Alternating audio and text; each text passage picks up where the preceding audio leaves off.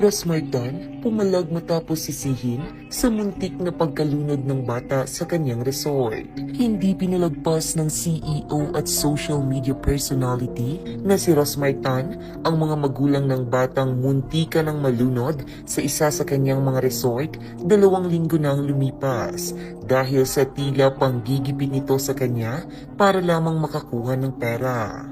Sa Facebook post na ibinahagi ni Rasmar, tila hindi nito napigilan ang kanyang galit at pagkadismaya matapos siyang gipitin at takutin ng mga hindi niya pinangalanang tao matapos ang insidenteng nangyari sa kanyang resort. May isang pangyayari raw kasi na naganap sa isa sa kanyang private resort na kung saan may isang bata ang muntik ng malunod.